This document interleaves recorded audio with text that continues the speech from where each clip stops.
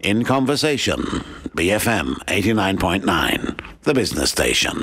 Good evening, Carolina with you on your drive home today, together with Chairman and Group President of TBWA Tequila, Mr. Austen Zecha. We're talking about how you got into advertising a little earlier, and how you opened your first ad agency in Hong Kong. That was in '71. Why Hong Kong? Well, my family by that time moved our holding company from Jakarta, Indonesia to Hong Kong.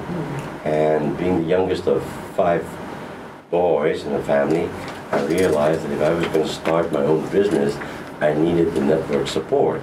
And so, since they were based in Hong Kong, I decided to open it up in Hong Kong. Kind of maximize my chances of success. Absolutely. Okay, so that was 40 years ago. The whole advertising landscape must have been so different then, as I said earlier. I mean, if you believe the movie, it's all about booze and cigarettes back then. It was, at least. Yeah, it's a bit like the TV series Mad Men, you know. It was a lot of glad handing, and there was a lot of surreptitious promotion, marketing. Was not really as scientifically based on research and focus groups as they are today. Today we're much more accountable. I think in those days it was more by gut feel and by the big ideas. Whether or not it was really going to work, it was less relevant than it is today. So what did you like about the business when you first got into it? It was competitive. It was a bit like my days when I was in boarding school and university in the States, when I was heavy into athletics.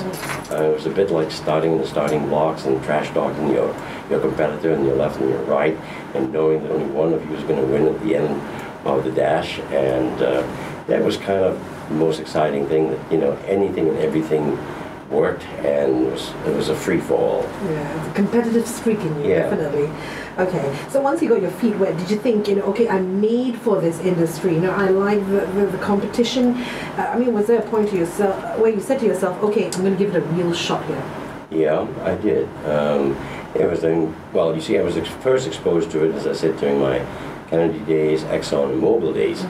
By the time I started in '71 in Hong Kong, knowing that, gee, I better not start in Madison Avenue, because if I did, it probably would have had me for breakfast, and no second chance.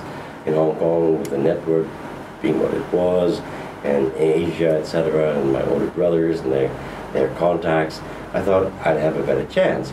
But I knew that this is what I wanted to do, because first and foremost, I think, you realize that it is opinion molding.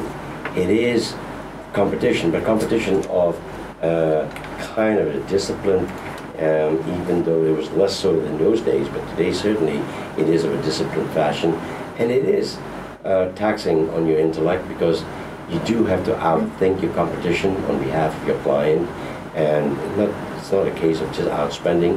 If you are limited in the budget set by your client, that is even more challenging. So all that put together made for a very exciting, stimulating, and never boring existence, basically.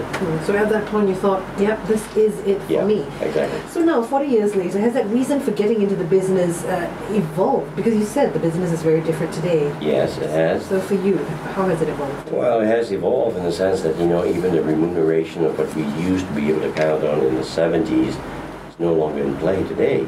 We're much more fee-oriented, and we're much more held accountable by clients in terms of meeting the targets, or otherwise, we were also now incentivized in being able to meet the targets that the client has set, or exceeding it. And from that point of view, we're also much more prone to different media than what we were exposed to in those days. I mean, it was pretty standard, print, broadcast, outdoor. Nowadays, we're into all kinds of different media. We are truly living in a digital age, so we need to answer our clients' requirements with all the new media that is available to us. From that point of view, you kind of have to keep on evolving, or otherwise you're not going to be competitive. and then it takes the fun out of it. Okay. So the platforms have changed Right. in as much. And is that, I mean, for you personally, is that what keeps it exciting for you? The fact that Yeah. there's so many new things Yeah. coming up. That, and plus the fact that, you know, getting a new client and again competing against that particular client's competition is always stimulating. Okay, and we don't have just one type of clientele. We have a cross-section of over 20 different clients in about 6 to 7 different industries, from finance to fast-moving goods to luxury products to technical to even, of course, our biggest clients still Malaysia, truly Asia. So. Right. So it still excites you when you get a new client. It doesn't matter how big, how small? No, it doesn't matter.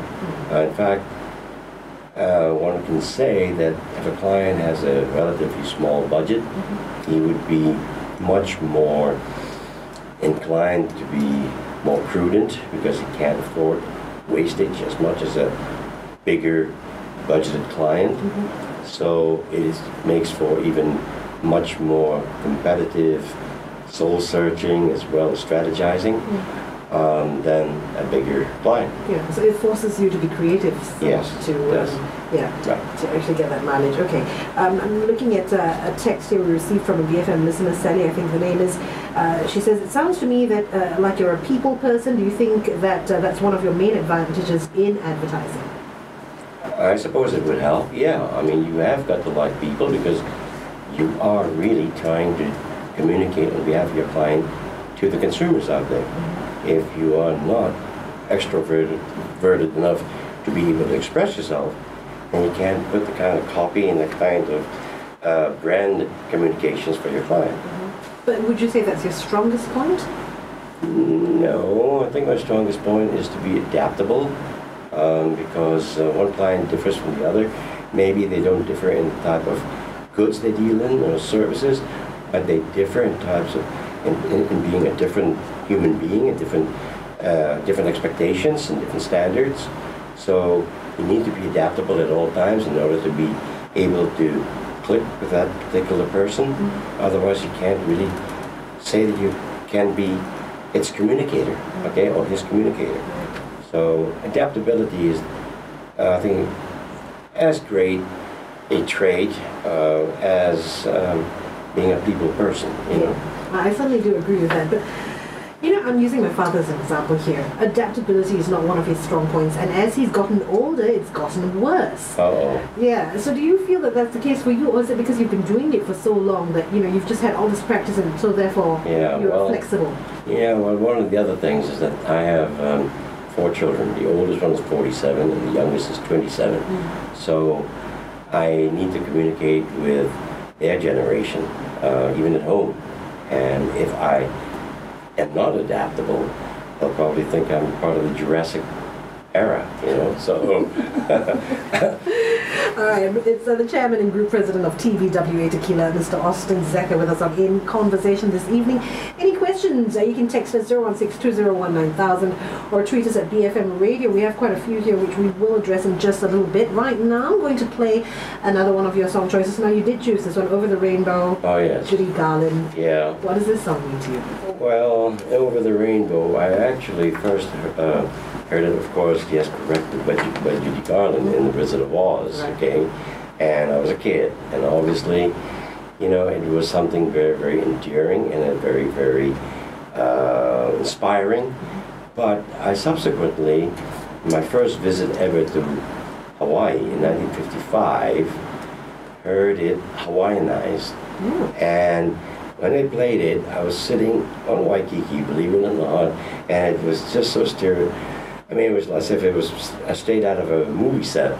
There was a rainbow over Waikiki, and this thing was being played by this combo, ukuleles and all. And was it in Polynesian or was it in English? No, it was in English. It was in English, exactly in English. Okay, and so it is the kind of impression I have for life, I suppose, that anything over Hawaii has a rainbow. And at one time they did call themselves Now they call themselves the Aloha State, but at one time it was called the Rainbow State because there's supposedly a rainbow over Hawaii every day of the year. And I can almost attest to that because I have a home in Honolulu, and indeed they have these passing showers because of the trade winds. It's always breezy, and it's always a rainbow. So I associate that with the song. All right, well, here's one going out to all of you on the road, a Waikiki moment, if you will, Over the Rainbow by Julie Garland, BFM 89.9.